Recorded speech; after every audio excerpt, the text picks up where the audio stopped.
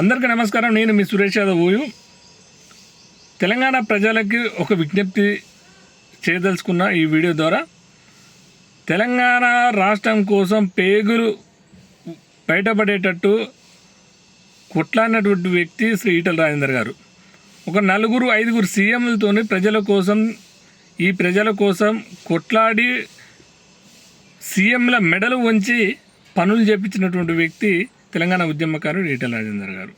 So ఆయన మల్కాజ్గిరి సంబంధించినటువంటి దాంట్లో ఒక ప్రజల గురించి మాట్లాడేటప్పుడు సీఎం గురించి మాట్లాడడం జరిగింది. దాన్ని దృష్టిలో పెట్టుకొని ఒక ఆకురౌడి ఊసర వెళ్ళి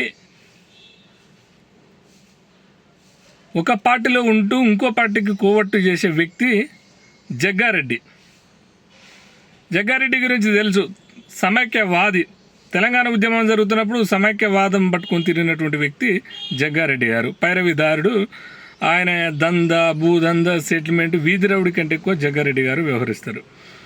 రెండో విషయం ఏంటంటే స్వయాన రేవంత్ రెడ్డిని అమ్మనా బూతులు తిట్టినటువంటి వ్యక్తి జగ్గారెడ్డి. ఊసర వెళ్ళనే సిగ్గుపడుతుంది. ఎప్పుడు ఏ పార్టీలో ఉంటుంది, ఒక సిద్ధాంతం ఉండదు, ఒక పార్టీ మీద ఉండదు. ఇప్పుడు కేవలం ఏదో ఒక పదవి కోసం ముఖ్యమంత్రికి దగ్గర కావాలనే ఆకాంక్షతోని తెలంగాణ ఉద్యమకారుడు ఈటల రాజేందర్ గారి గురించి ఇష్టం వచ్చినట్టు మాట్లాడుతుండు మిస్టర్ జగ్గారెడ్డి అండ్ కాంగ్రెస్ నేతలు. మీరు ఆలోచించాల్సింది ఏంటంటే, మీ సీఎం లాగా ఓటుకు నోటు కేసులు పెట్టుకుని ఈటల రాజేందర్ గారు బయటికి రాలే. రెండోది, జగ్గారెడ్డి లాగా వీధి రౌడీ కాదు. నీ చరిత్రంతా, నీ బతుకెంత, నీ ఔకతంతా జగ్గారెడ్డి గారు చెప్పండి మీరు. అంటే ఒక్కసారి ఆయన మాట్లాడే పదజాలం ఎంత హీనంగా మాట్లాడుతుందంటే, అసలు గిలాంటి వాళ్ళకు సంగారెడ్డి ప్రజలు గిన్ని ఓట్లు వేసారు అనే విధంగా మాట్లాడడం జరుగుతుంది.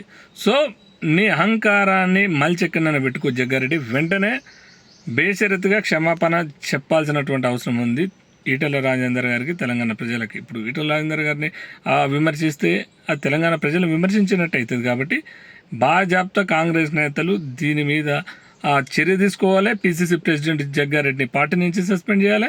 అదేవిధంగా ఈటల రాజేందర్ గారికి, తెలంగాణ ప్రజలకి క్షమాపణ చెప్పాలని మేము డిమాండ్ చేస్తున్నాం.